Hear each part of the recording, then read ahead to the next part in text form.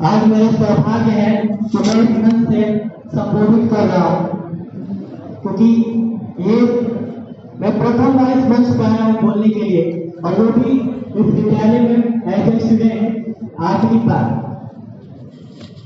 मैं अभी हमारे अरुण जी ने कुछ पंक्तियां भी कही हैं शुरुआत में, मैं उसी पंक्तियों में से कुछ पंक्तियां अपने एकादश के भैयाओं के लिए समर्पित करता हूँ।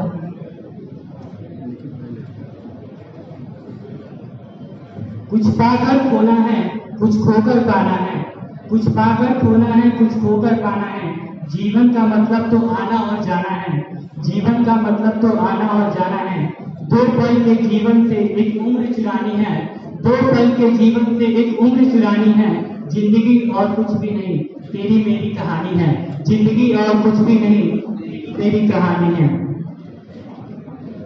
और मैं आगे की पंक्तियों में, मैं पल दो पल का शायर हूँ, मैं पल दो पल का शायर हूँ। पल दो पल मेरी कहानी है, पल दो पल मेरी कहानी है।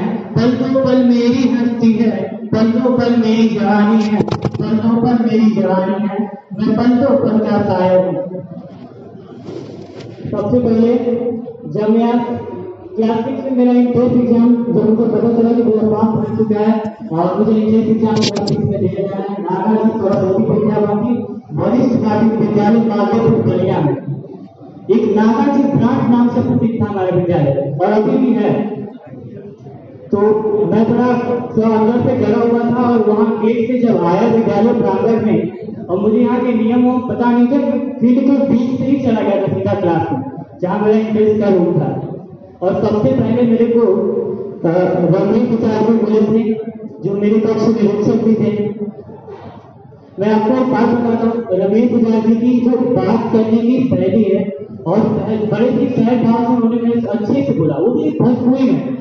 आप सोचिए जरा, एक बालक पहली बार विद्यालय में आया है, उसको पता है सब मतलब उसको नहीं पता कि उसको क्या करना है, कैसे रहना है, कुछ भी करना है, लेकिन उन्होंने बड़ी प्यार से समझाया कि आपको जो चारों ओर से गलियारे बने हैं उनसे आना है, फील्ड के बीच से नहीं आना है। मेरे को बहुत अच्छा लगा।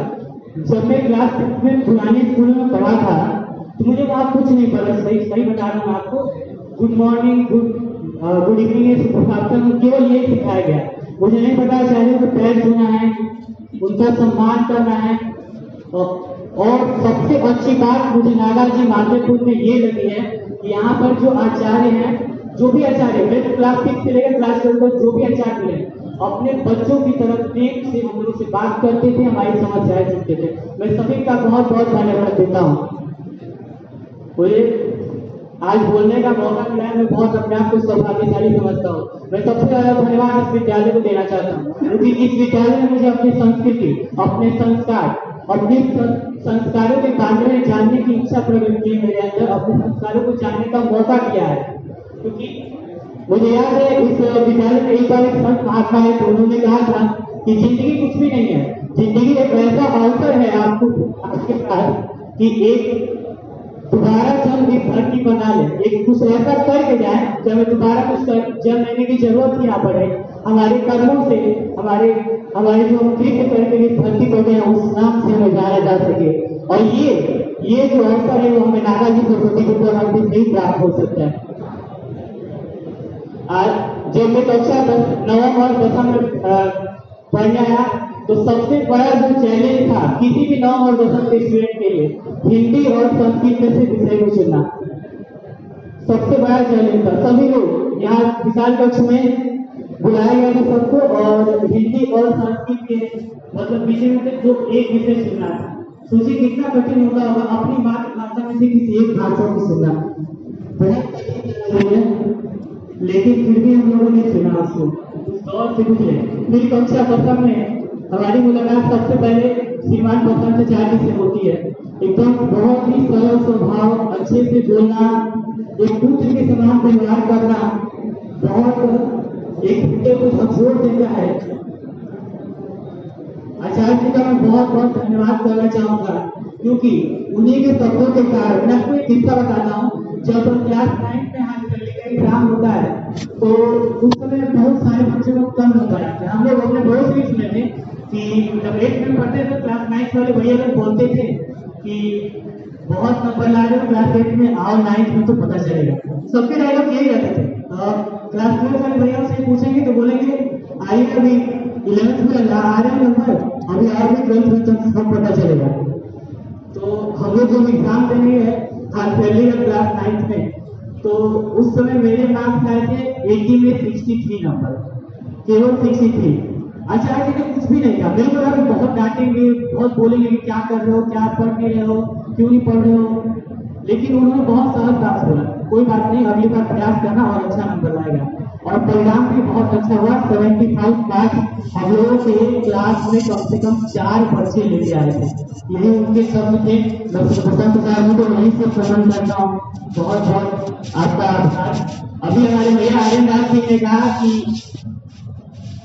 जब वो क्लास 8 में आए थे तो सबसे पहले मुलाकात हुई थी आदित्य भाई आचार्य जी से, तो वो तुरंत बात करे थे।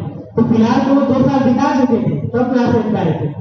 हमारा सेक्शन में तो सबसे पहले ही अजय जी का क्लास था। सोचिए हम लोग क्या हाल होगा।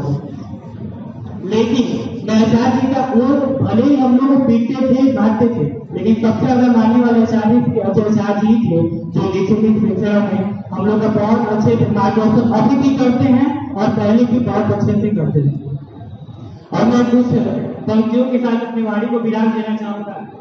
जो हम नेक्स्ट ईयर मिक्स करने वाले हैं इस विद्यालय में, सबसे पहले तो ये वंदना। आज मैं जब वहां बैठा था तो फिर मन में सोच रहा था मैं कि ये वंदना हम कल मिक्स कर रहे हैं, तो कल से हम लोग वंदना सुन नहीं पाएंगे एज ए स्टूडेंट यहाँ बैठ के। मैं सबसे आगे पिछले 5 साल से वहीं आगे ही बैठा हूँ, क्योंकि एज ए क्लासमेट में 5 साल रहा हूँ, तो मुझे आगे ही बैठना था।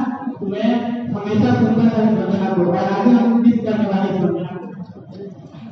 नेक्स्ट ईयर समर होगी पर समर कंडीशंस नहीं होगी, हॉलीडेज होगी पर शादी होगी नहीं होगी, खाना तो रोज खाएंगे।